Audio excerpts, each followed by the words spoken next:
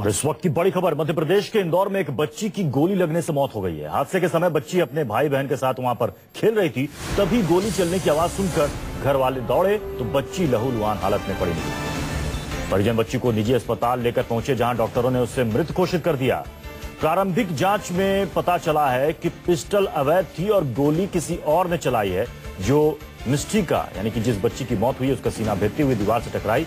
हालांकि मामले में जांच पड़ताल की बात कही जा रही है, लेकिन पुलिस को घर वालों ने जो कुछ भी कहा है या फिर जो कुछ भी बयान दिए हैं, उसके अनुसार मिस्टी को ऑफिस के बाहर शराब की दुकान के पास से पिस्टल मिली थी। तो अभी तक ये साफ नहीं हो पाया कि ये गोली चली कैसे, गोली किसने चलाई, जिस गोली की वजह से इस मासूम बच्ची की मौत हो गई है। पुलिस पूरे मामले की तहकीकात कर रही है। इंदौर का यह मामला है, जहां पर इस बच्ची को गोली लगी। अचानक घर वालों ने आवाज सुना गोली चलने की, उसके बाद तुरंत घर वाले बाहर आए तो देखा कि ये जो मिस्टी है, जो बच्ची है, ये जमीन पर लहूलुहान स्थिति में पड़ी हुई है। तुरंत इसको हॉस्पिटल लेकर लोग गए, लेकिन वहां पर डॉक्टरों ने कहा कि ये बच्ची की मौत हो चुकी है। पुलिस मामले की जांच कर रही है कि आखिर गोली कहां से चली।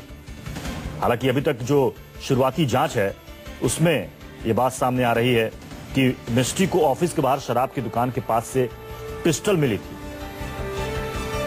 गोविंद हमारे साथ, हमारे संवाददाता इस वक्त जुड़ चुके हैं। गोविंद, पुलिस की जांच में क्या निकलकर सामने आ रहा है?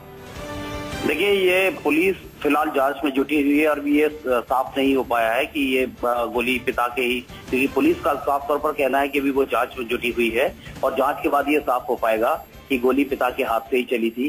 ये घटना बुधवार रात बाणगंगा इलाके में है। शराब कारोबारी के 10 वर्षीय बेटे की गोली लगने से मौत हो गई थी। इसकी पुलिस अभी तफ्तीश कर रही है। जी, कहा जा रहा है कि वहां जो प्रारंभिक जांच में पुलिस लोगों से पूछताछ कर रही है, बच्ची को कहीं से पिस्टल वहां पर मिली थी। क्या पुलिस ये कह रही है कि बच्ची को पिस्टल मिली, अवैध पिस्टल थी, कोई छोड़कर गया, या फिर किस मकसद से वो छोड़कर गया या गिरा हुआ मिला और बच्ची ने खुद फायरिंग की? देखिए, पुलिस अभी इस बात की पुष्टि नहीं कर पा रही है कि ये पूरा मतलब ये गोली किस तरह से चली। फिलहाल पुलिस अभी पूरे मसले से क्लियरली पर्दा उठाने से बच रही है कि आखिर गोली किसने चलाई और कैसे बच्ची को गोली लगी।